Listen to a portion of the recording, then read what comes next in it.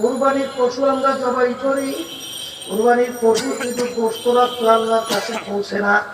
তোমার আমার তেলের অবস্থান আল্লাহর কাছে পৌঁছে। যেরকম কথা ঠিক কিনা? হুজুর নামাজ পড়ি কেন? আজান নামাজ পড়ি আল্লাহর হুকুম পালন করি।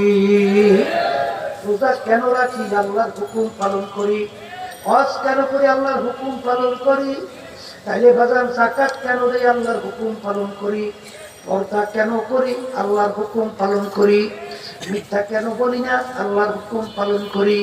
জুলুম কেন করি না? আল্লাহর হুকুম পালন করি। বাজার ঠিক আল্লাহর হুকুম পালন করি, এই জন্যই নামাজ সামান্য ইবাদত করি।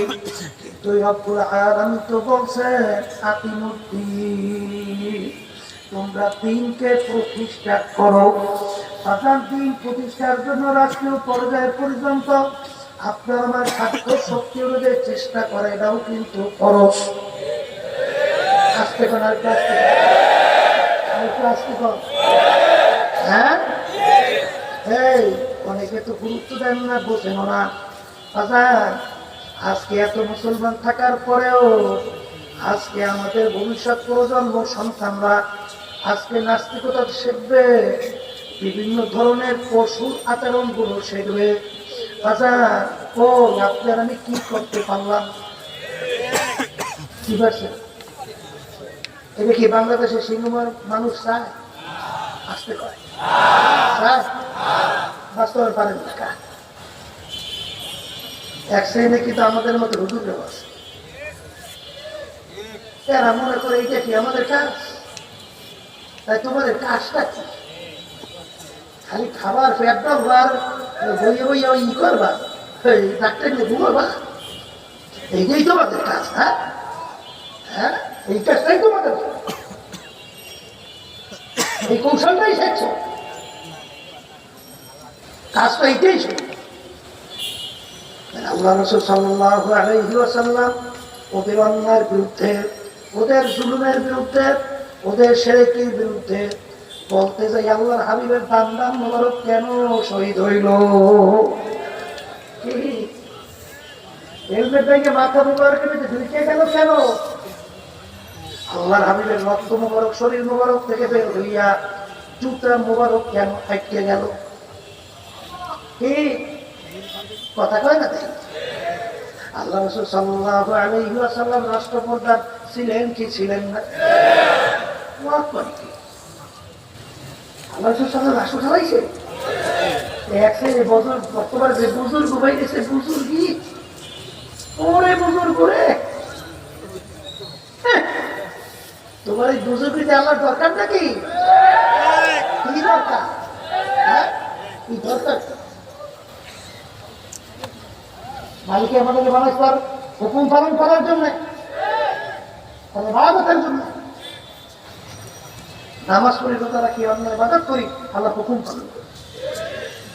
এই যে কোরআন কারীম আয়াত শুনেন যে আকিমুদ্দিন, কোরআন কারীম আয়াতটা আকিমুস সালাহ, এইটা বরাবর নামাজ পড়ি। আকিমুদ্দিন এইটা পড়িতে বসে দিন প্রতিষ্ঠা করার জন্য চেষ্টা করা লাগবে না? লাগবে না?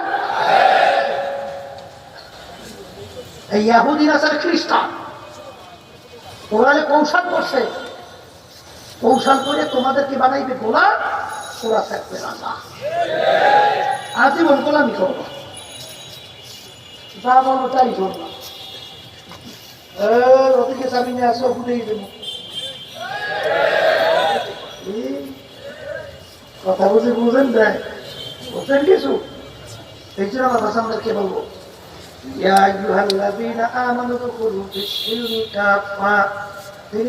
পুরা ঢোকো, আংশিক ঢুকলে হবে না।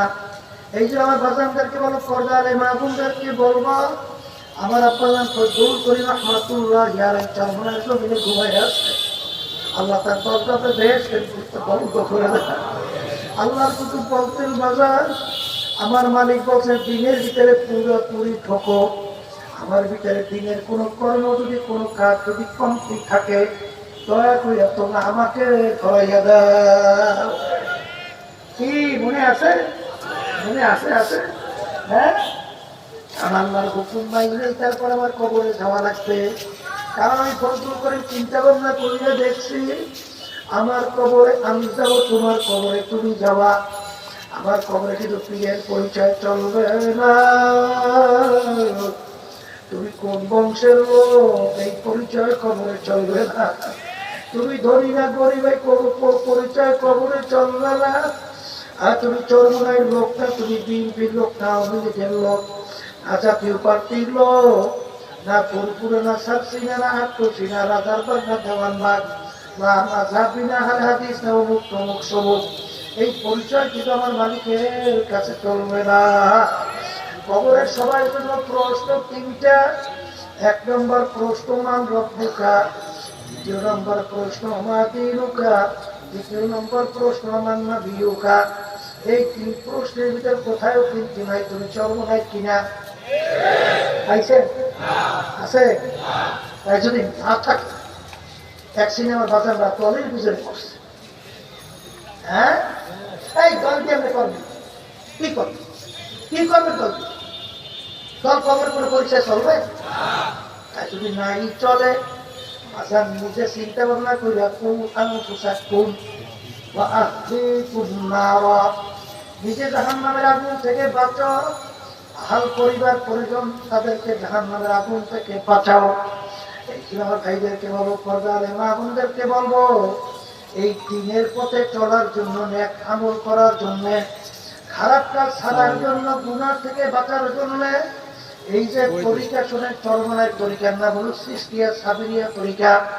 বাজার এই তরিকার 5টা অংশ আল্লাহর কুতুবের কোরআন এবং হাদিসের ভিতর থেকে বের করে আপনার আমার জন্য রেখে গেছে।